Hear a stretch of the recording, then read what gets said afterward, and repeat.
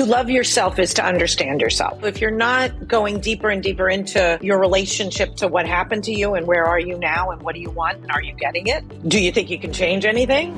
What are your view of how we create a pathway to healing our corrupted love software and how we start to go down the path of self-discovery and what your method is for doing that and how you kind of were inspired to create Inner You Love?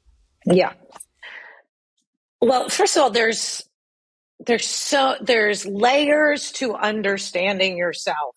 And so the first thing you'd have to start with is to love yourself is to understand yourself. So if you're not going deeper and deeper into your relationship to what happened to you and where are you now and what do you want and are you getting it? And do you even talk about it?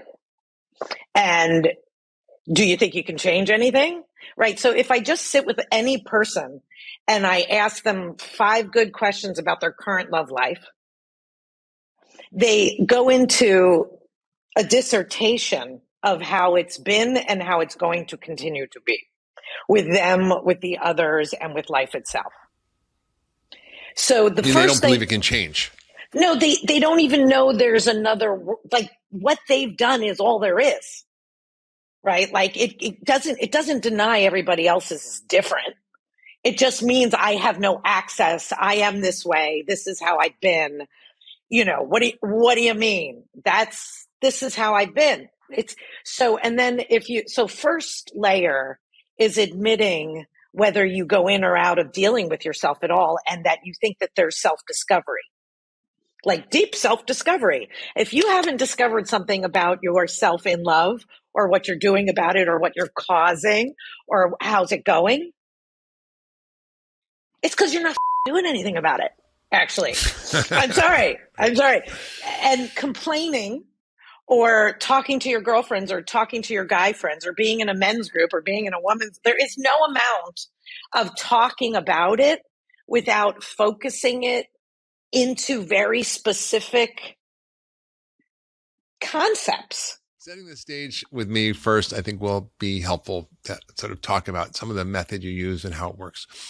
So for me, I did not realize that, the trauma, which I didn't even identify as trauma as a child around my mother and my sister, had so kind of distorted my view of what love is and what love means. And obviously not just, how my mother dealt with me, but her relationship with my father, her relationship with my stepfather. I had just no examples of what healthy love looked like or what it should be and, what was normal or good and so I kind of struggled to figure it out. And, it was a very intense process of looking at myself, of examining my own inner dialogue, of looking at, what my lower self was doing and creating quite a mess in my head about love. And through a lot of work we did together and similar kinds of things you would get through Inner You Love and through the masterclass, I got to understand this corrupted love software and got to kind of rewrite the software, which I didn't actually think was possible, but together we did it. And my mother was a child of deaf parents and my grandparents were deaf. And because of that, she was the caretaker of them. And she learned that love was taking care of broken people.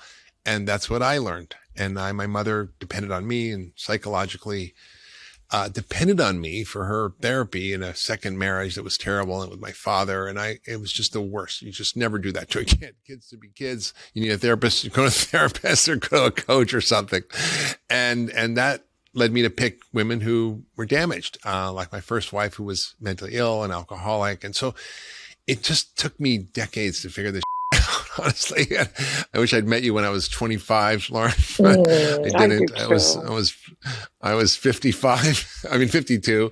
But I think, it's never too late. And as I found out, it's really never too late. And so I think I just really want everybody to realize that, we all have to deal with this. I can look at Dr. Hyman, think he's happy, successful, great, he's got it made. Well, no, not necessarily. And I think we all have our and you've had your too. So the concept that saved your life, which you don't know, you've just shared about abundantly, is you had many hauntings of your experience of love. So if I sat someone down in a class and I said, write down a list of lovers that you can remember their names and had some significance to you.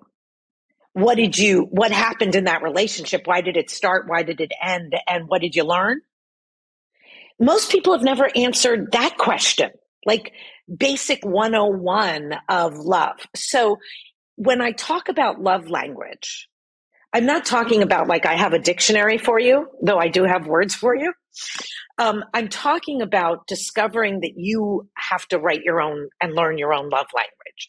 So you had so much trauma around your family of origin and growing up being such a giver. With your sister was pretty broken, your mom, she wasn't broken as an individual, but the way she survived shit in her life and how many things made her unhappy, and that she created many hauntings in you about what it was to be a family member.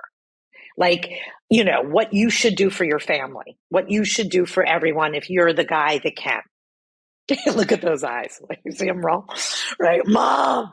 Okay. Your mom did the best she could. We all know people did the best they could, unless they really didn't, but we can give them that credit, right? Forgiveness is an entirely different section in love. So for you, we went through all of your hauntings, and your hauntings created very deep patterns with your picker. And you couldn't tell that story before. Now you're like excited to tell everyone something that you didn't even have language for. You can like sum it up, right? Eat your broccoli, stop with the sugar, don't touch this, eat that, sleep. Right. So Well, it's interesting. Right? You made me write down the history of all my relationships and where I was out of integrity with myself or with my partner, where I lied to myself or my partner. And it was a very disturbing exercise to do, honestly, because I got to see the patterns over and over again. And so that was a huge part of the work that helped me kind of go, oh crap, I got to fix this. Yeah. So you heavily broke through. So each individual is different. And accept what we do to ourselves, right? So we're in a relationship. We either are lying in the relationship, we're getting what we want, we're not getting what we want. We have the reasons we're living with why we'll take it and not. So we're storytellers. And then we think the story, like you think the story you wrote down and told me was something you were stuck with for the rest of your life. Like if Mark said it, Mark thought it, it's a bone. Right? It's like, that's an elbow. And when we could process what you wrote down and start to look at it from a much more macro, what we really did to you is we took you out of being such an individual with the way you talked about everything, and we made you a man. And we made you a being, and we made you oversee what it is to be human. And, at this point, I really do like reincarnation, not whether I know if it's true or not, but I like it a lot, because the concept that we're here to learn and we're coming back and back, like, you're going to be back, Mark? Like, let's learn it this time. Like, come on, baby, let's face it. Right? Like, what are you saving yourself for? You have a chance to get free every lifetime, right? And you didn't need, I think, who did I make you call? Because I usually make people have to speak to people and really check in. They were all dead. They were all dead. My mother was dead. My sister was dead. I think you and I, were able to let you take over the narrative after you saw what you had thought your whole life or had accumulated your whole life. You then could realize why it was broken yourself. For me, the big moment with you was when you had never really been in love before, because love was always overgiving, always trying to be good enough, always being the greatest doctor in the world, and not having an experience of being loved fully as is. And so if I asked you now, and then the other thing we had to do is you personally needed a timeout from all women, because it's not like you couldn't date or find beautiful women or wonderful people who loved you. You just couldn't feel it or pick the right one. And so I also asserted you didn't really love yourself or think you deserved the kind of love you wanted. Well, that's really important because I had to tell you, when you first said you don't love yourself, you don't have self-worth, I'm like, what are you talking about? I'm Dr. Hyman. Like, I like myself. I'm good with myself. I like being alone. And I just kind of in my head, I was like, oh, that's, and the truth was you were right.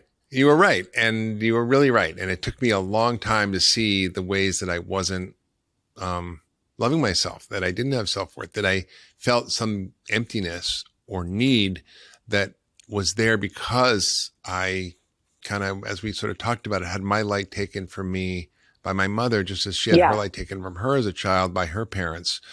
She called it a parentified child, where she became the parent and I was the parent to my mother in a way that was so inappropriate. And so I always felt empty. There was something empty and lacking and needy in me, which I didn't know how to erase or get rid of. And I didn't even know where it came from. And so, I'm a little bit thick and it took a lot of time and a lot of hammering over my head, but I finally kind of got it. And once I did, it was just like this huge liberation and everything changed. It was like all of a sudden I put on new glasses. Wait. Wait.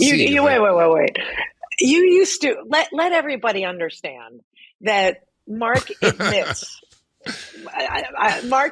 you admit that you had never used me for love, really. Like, he used to show up for me so I could fix things, right? It was like I was not doing the root cause. You never let me do the root cause. And we agreed that one day you would let me do the root cause. No. And that you would go through the work with 10 years. You really did. You guys. I was like, I just want to be your friend. You can give me advice, but I don't really want to do the actual coaching because it's like, I'm a little scared and I didn't want to deal. You were. I want to do it my way. Well, you have a saying, never on schedule, always on time. So that's, I guess, how it went. Wait. It's not mine. I'm quoting, I think I'm quoting Nas. Oh, it's a rap song from the 90s, 90s rap. Okay, great. Yeah. So tell me more in your mind, how you sort of deconstructed my love software and helped me reconstruct it. Cause I think it'd be helpful because that's what you do in the Inner You Love. That's what you do in your master class. So I don't want people thinking, you need to have Lauren as your personal friend, as your best friend, as your personal coach. No, you don't. No. This is not rocket science. It's just a method that can actually be taught. And it's so great that you've, really put the time and energy to create this remarkable course for next to nothing, and probably the cost of what you'd pay for 1 or 2 therapy sessions. Right. Definitely. But literally can change your life. Yeah. So first of all, you and I, the most important, so there's so many pieces to this. It's not that it's hard or many hours if you're listening to this, but there really is the assessment of who you've been dating or who you ever loved, even if you've been in a marriage for 30 years, right? So Mark had been in marriages and relationships. So there's still the 10 significant relationships, right? So one of the things I figured out, which actually is profound and may sound simple, but really rocks, is I say you have a head, you have a heart, and you have a hoo-ha. And they all have different voices. They all have different points of view. And if you haven't figured it out yet, they are always fighting with each other. They actually don't agree with each other, right? Or you could get 2 out of 3.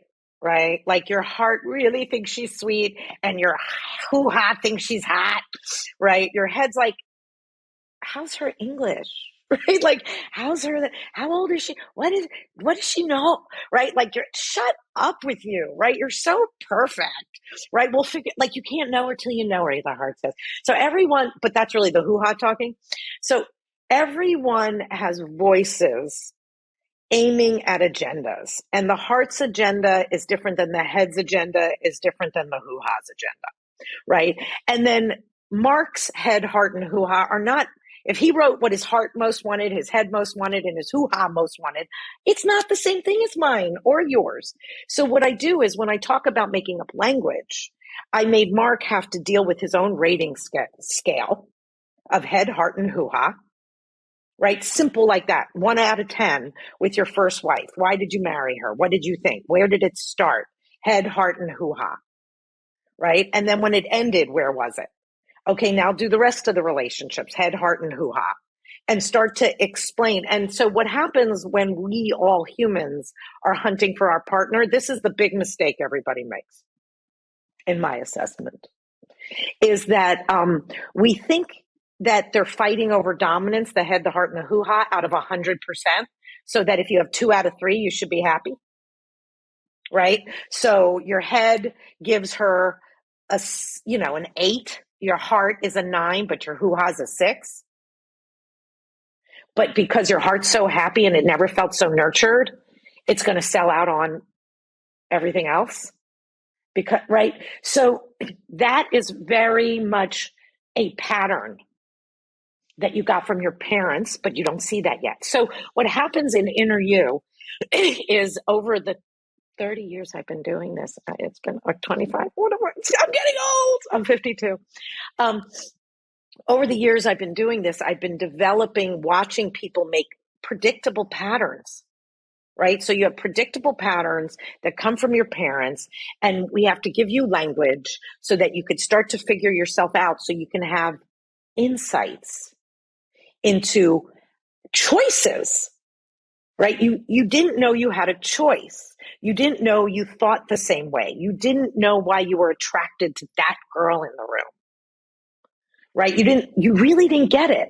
And so I remember as you started dating again, right? And we had a rule about your head, your heart, and your hoo-ha, and you having to really pick, and you can't get attached, and they can't want babies, and they can't want this, and they come on, Mark, let's see if we could put it all together now and not come home with the wrong fish. Okay. And right. Right. So as you hear what he's saying is comprehensive. It really is. It was comprehensive to get Mark to sit down for an hour and write down the answers. That was comprehensive, right? It wasn't the answers that were so shocking. It was that he finally sat down and cared about himself enough to look at the ugly part.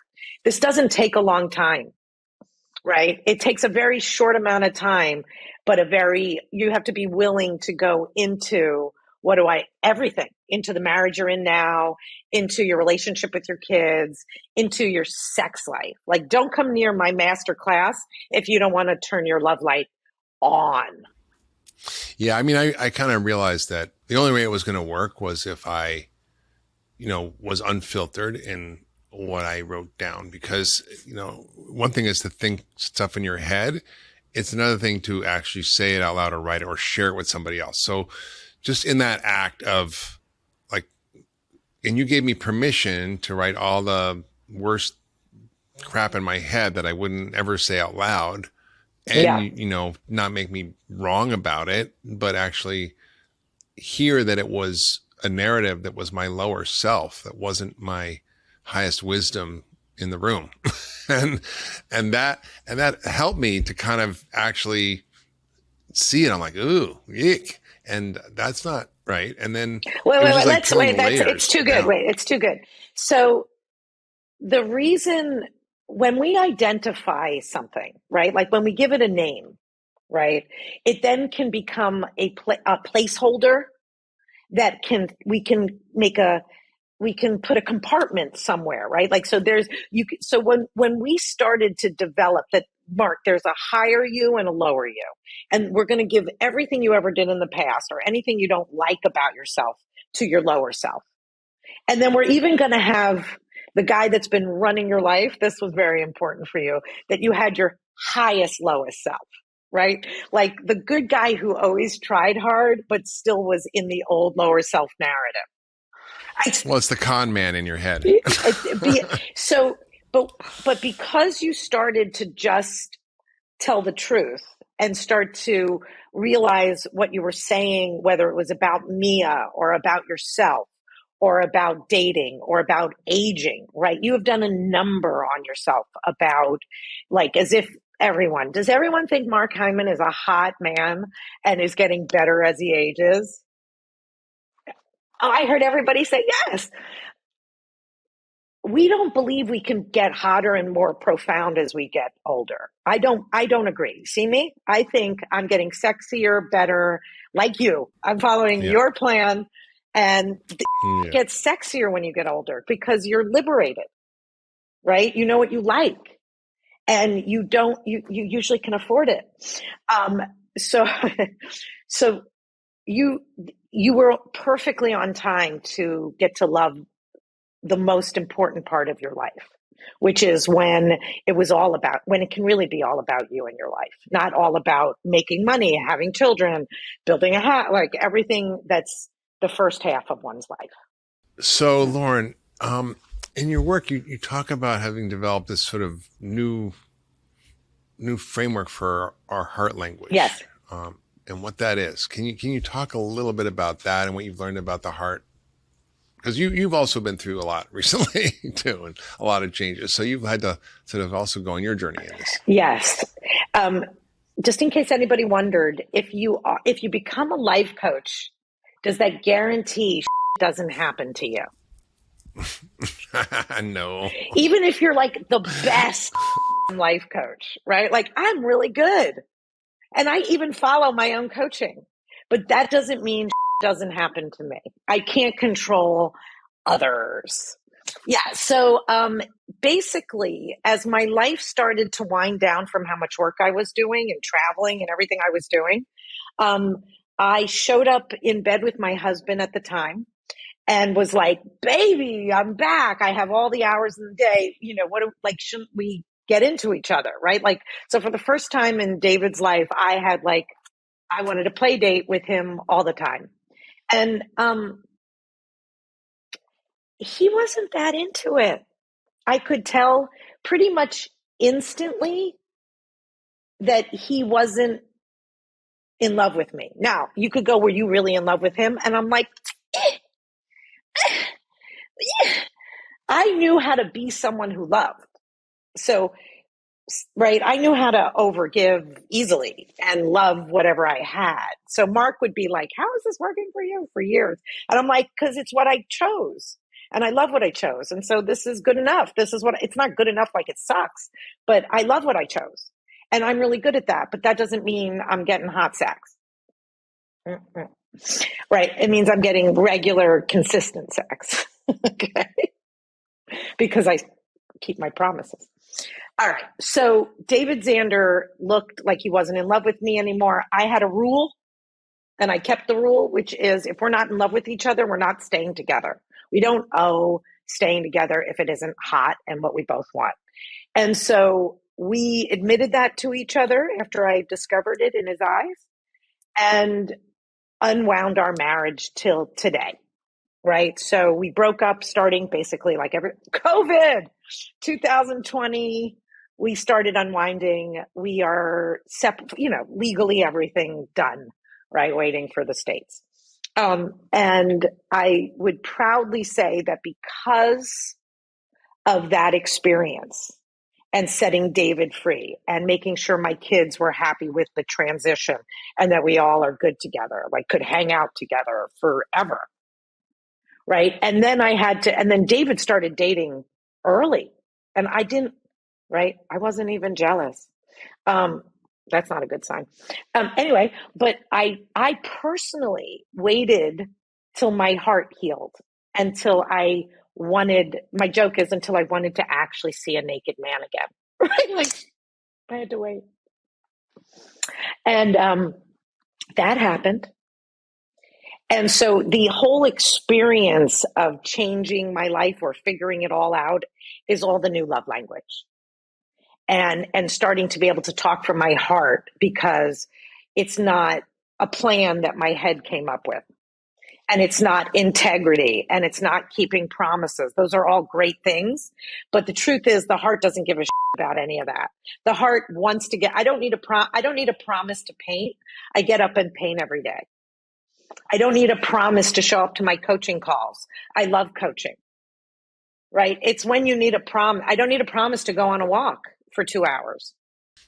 So the heart is an entirely different, but if we don't live in it, ask it questions, talk to it, journal with it, paint with it. If we don't do anything with our own heart, how does it develop language? Which is why I'm focusing on inner you love. If you're married, bring your marriage. If you haven't gotten laid in 16 years, you're like, how many people since you started this, Lauren, have you like turned sex back on? Like on, right? And I'm like, oh, I turned the sex light, love light back on, right? And we're all getting better as we get older. That's the rule. So love language came out of my disaster, which was really, David turned not into the soulmate, turned into my baby daddy. And he's the best father, and he's a good man, and he's a great ex-husband. So we're good. So I can teach all of that now. And so what is the sort of heart language? I'm not quite clear on what you mean by that. Okay. So so one of the ways first of all, it's a really good question, and I don't have a flat answer to it yet. It is, you go, why are you teaching the master class? Because tell us about that. Okay, so the master class is going to be me developing language for love. So I'm actually using the class to practice what I have been developing. So you know how I have head, heart, and hoo-ha, right? I'm going if you ask if you want to know about life coaching, I would tell you to do inner you life. That's all my structures. That's all my integrity. That's how you develop a dream and make plans and keep integrity. It's brilliant head material. I have never developed heart material where it's about the painting. It's about doing things that make you feel connected to spirit and energy and love. Right now, that language is in each of us alone. It's not right. And so I want to develop practices that have us all fall more in love with our partners, with ourselves, with our vaginas, with like, you name it, we're falling in love with it. So you've basically created this course, Inner You Love, and then this companion masterclass, which is sort of really a newer sort of rendition of your view and learnings over the last year or two, right? Exactly. And so in the master class, what are some of the sort of nuggets and things that you actually lay out that are going to help people in a different way? So everything that Mark did to get to this place that he is right now are all the modules in Inner You Love. So y'all are going to listen to your module and do your homework. It's not very long and hard, but you're literally going to start to write out your history of love, figure out your ratings, and start to talk about the lessons, the things that haunted you. This is where hell breaks loose, right? Because there's sexual traumas, there's things you've never forgiven. You know, Mark had with his sister, I had with my brother. Like, we have weird things that we have been through. And you've never looked to see how that has been impacting you, even if it happened 35 years ago. It's having you get undressed, not in front of your husband, but in the bathroom. Why? You think he doesn't know? Right? Like, when was the last? So we have so many ways we're dressed. Like, we get dressed from our past. We pick out colors from our past. So the heart, love language, everything you're going to see in this course is about how you are predictable. And what do you want from love? And if you haven't asked yourself that question, say, what do I want from love today? What do I want from myself today in the area of love? If you're not asking yourself heart questions, how could you be answering them? How could you be feeling it? It's like you can't see a punch buggy on the road unless you're looking for them. So what's happening is I'm going to help people focus. And there's exercises and like things that people have to do in order, like homework. You call it homework. You gave me homework. I do. It was homework, and I had to do my homework every day.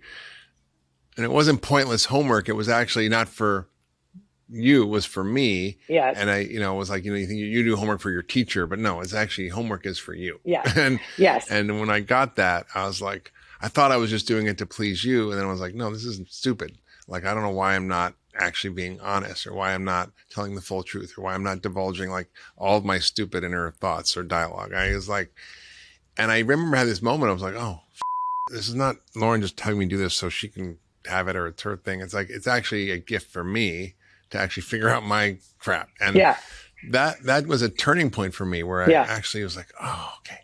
Like I can't filter anything. Like there's no filtering or making it seem like it's not as bad as it is, or having some, sort of diversionary kind of conversation that isn't actually the nugget of the core of what was interrupting my ability to actually love myself, to heal my love software, to understand the origins of it, and to end up in a place where actually I could meet somebody and feel whole. Yeah.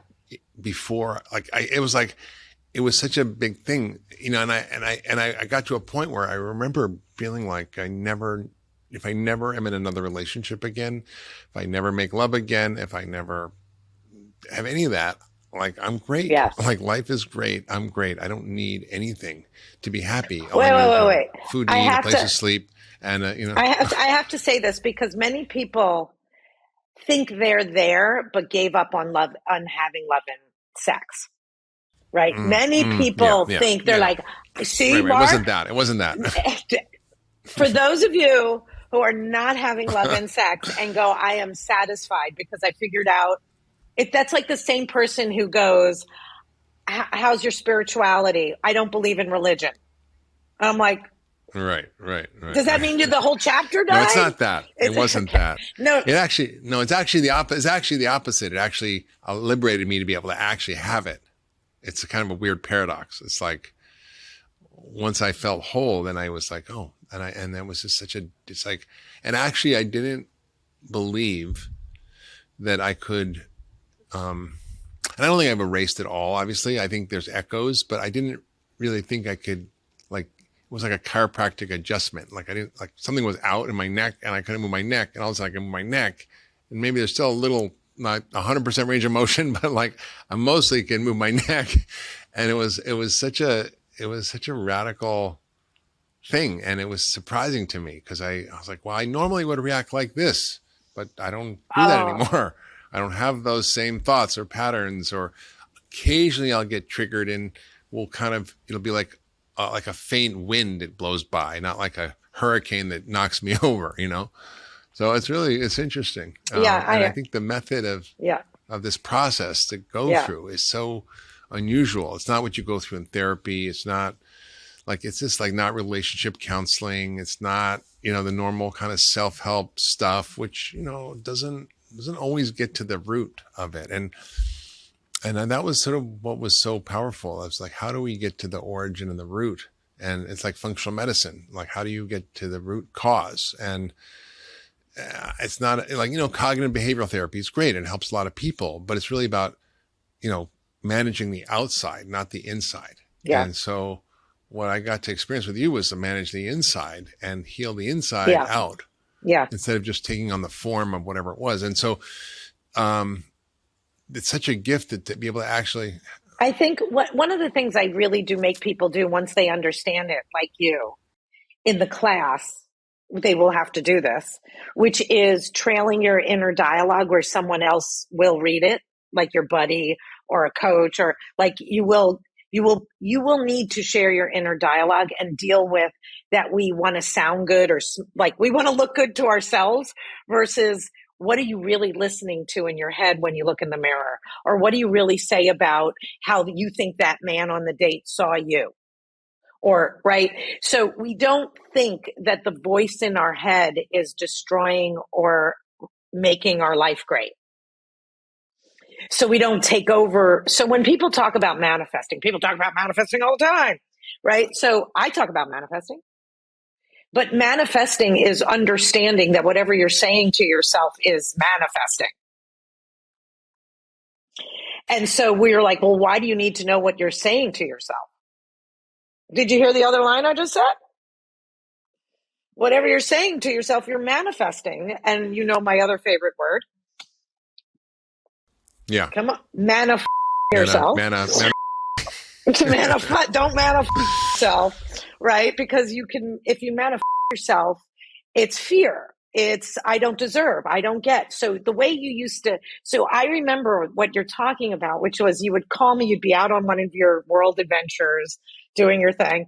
And you'd be like, Lauren, I didn't care. I didn't care. I felt so good. I walked away. I didn't care. I didn't notice. I didn't have to stay. I didn't have to, like, you not pleasing people or not having to be in, like, your ability to like someone, walk away, not have to like make sure they have plans with you marry for them, the next. Marry them. Write them checks. Yeah, I didn't. Right. Yeah, you didn't have to invite them on a trip because, right? Like the way you people please, you were a people pleaser, right? And there's nothing wrong with pleasing people, but when you're a people pleaser in order to get love, that becomes very sick. So all these nicknames that we're giving Mark, he discovered by doing the assignment, like which trait, like, so you guys, I can never explain it. It's 10 hours, right? It's 10 sessions, right? So I'm not going to explain it. He's not going to explain it. We're talking about it. It's like talking about Italy. Once you're there, you really do experience it. So you guys come to Inner You Love with me is what we're talking about. But Mark is an incredible example of someone who really, you do not have what you used to have at all. Like, we're not talking about any of your old shit. Like, I haven't heard about it in almost feels like two years. Yeah, no, it's a while. I mean, I might call you occasionally, but I haven't felt the need to. Mark, you have not. I'm not taking it off the table. I might. I don't know, but I can't. No. You know what? Wait. It makes me even happier because you used to call and be shocked you were happy. And you used to like, as if like you really were waiting for something to come. Right. And now when you call, it's like not a big deal. You're like, it's perfect. We had the most perfect day yesterday. How's your day? Where you used to have to like oversell it because you were so relieved you had a good day. Yeah. All that's different. I mean, I think part of what you do is terrifying, to be honest, because, telling the truth is something we don't do very well in this culture. And you basically say we're all liars. And I kind of really resisted that for a long time. And I'm like, I'm not a liar. What do you mean? Like, and I think the worst kinds of lies are the ones you tell to yourself. And I did not actually want to look at myself. I know. And I thought I did. That was the trick. It was like, I thought I did. I've been studying Buddhism for 40 years and I meditate and I do yoga and I, do all these things. And but like, it was just like, I go to workshops, I've done this stuff. It's like, there was just some layer of like the sort of blindfolds of not being able to tell the truth, even to myself. And that once I kind of figured that out and could do that, then I could tell the truth to everybody else. and so actually, this is the first relationship I've been in where I'm actually honest. And it's not like I was lying. I said I went and bought, didn't go buy chocolate ice cream and I went and bought chocolate. It's not that kind of lying. It's like lying of omission or not telling what I'm really feeling or not saying things that I'm worrying someone's going to be upset or not actually sharing everything that is happening in a honest, transparent way because I feel I'll be left or judged or someone won't love me or whatever it is, stupid thought I had in my head. And now it's like, oh, I get to tell the truth. How fun. And it's like a magic trick that I actually know you've been telling me for 10 years. And like I said, everybody, I'm kind of slow, but, finally kind of figured out that it's such a better way to go. And then there's nothing to manage. And then you get to be in relationship with what is, right? So if you tell the truth and whoever you're with doesn't like it and they leave you, well, then that's probably what should happen, Yes. right? If you are sort of lying to keep love or manage love or hide this or that about yourself, or, I mean, it's not like you're having an affair and you're lying about an affair. I'm not talking about that. It's all the little stuff that we aren't honest about. Like, and I had an experience like this recently where I got in trouble, kind of not in trouble, but like I got called out for not being honest, where I was sick for 2 weeks. And I think I had COVID. I was coughing all the time and I was exhausted and I had to record my audiobook and I had to take steroids to kind of clear my voice, and it made me really exhausted even more. And I was just fried. And then I wasn't able to show up and be present. Instead of going, oh, I feel like crap, I need to go home and lay in bed. I tried to show up. I didn't think I was lying. I was trying to be a good boy and, do the right thing. But the right thing was saying, hey, I really can't be here right now, or I need to go to bed and I'm sorry. I came all this way to see you, but like, I'm just not feeling well and please forgive me. I tried to fake it, and faking it is lying. And it left the people I was with a really bad impression, which wasn't an accurate like representation of how I felt about them, but it was just a result of me lying. And so I still have it, but then I can go, oh, I can still look at it and see, that's not being honest. And the truth is, like, if I would have said that, that would have been fine, but I thought I would get in trouble or they wouldn't like me or whatever the nonsense in my head was. So I think you constantly have to be vigilant for how you don't tell the truth, because it's very subtle. Yeah. It's very invisible. And the beautiful thing about your work, Lauren, and the Handel Method and Inner You Love. And by the way, we're going to put the link to the course in here. It's inner, with a U, just letter U, .coach. But it's quite amazing. There's 12 really profound audio sessions, all these assignments that help you kind of get to the heart of things, free coaching calls. There's a buddy system. You're going to get a whole community of people to help you. You can actually track your integrity in the process. Like, I just said, like, I was out of integrity with myself and I was out of integrity with my partner because I didn't tell the truth. Right. So that's like, how do you track that? How do you track all these things? So it's really a very robust, program that is available for, like I said, probably the cost of a good therapist for one session, and it's profound. And I think it's really a gift that you've created for the world. Because love is hard. I mean, love is really hard. And I think, people can get a lot of areas of their life right. But love is the hardest one to get right. Yeah. For me, for sure. Yeah. It was. And I think now it's, I think it's also the one that can delight and surprise us the most, right? Like, if you think about love and fun and surprises and caring, like, if, the amount of more love that people could give if they figured out that they wanted to, right? Like, it's not like people are over giving love. Okay. It's not like love is like the commodity that it needs to be in your personal life at all, right? Like, we don't experience or everyone would say, do you have enough love in your life? Do you feel it all the time? Do you see it all the time? If the answer isn't like, could you use more? Would you give more? Would you like more? Right? You have to understand what it is from you, for you, in order to grow, expand. Or else we're always shrinking and getting more comfortable in our smallness. Or, this is how I've always been. This is the way it is. And so anyone could shake up everything in a day. Yeah. I mean, I think the old adage that you can't teach an old dog new tricks is not true. Because I'm an old dog and I got a whole bunch of new tricks and I feel like I finally got free. And it kind of is silly to say this, but I feel like I'm going to be 63 and I feel like I'm just beginning my life. Yeah, I feel yeah, like I'm yeah. 20 years old and I have my whole life in front of me now. It's like I like finally graduated from, I don't know what, from like just the life in a way that I hadn't had the freedom to be who I fully am, Well, I think, which I now am. I think for you and I both, I think we we adhered to societies. Like there's a right way to do family. There's a right way to do love. There's a right way to do money. There's a right way to be in this world. There's like, you must, like, you need to own a house. You need to have a car. You need like all the, that I don't have a house. I don't have a car. I don't have an address, everybody.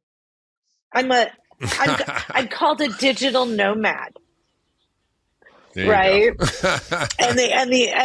The only app I really need are, I have, right? Like, so it's life, Levette. Anyway, so love is something that you'll never know enough about it. You'll never be able to conquer it, and you will never be done with it. And it's literally why we came to be on the planet. And if you're not talking about it, thinking about it, if you don't have anything to journal about today, yeah, that's because you're not in it. You're not in your life, right? So your heart has a lot to talk about and feel and wants to be known and wants to play.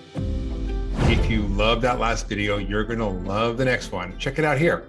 We are asking one person basically to give us what once an entire village used to provide. Yeah. And we even have gone a step further. The thing that many, many people talk about today is the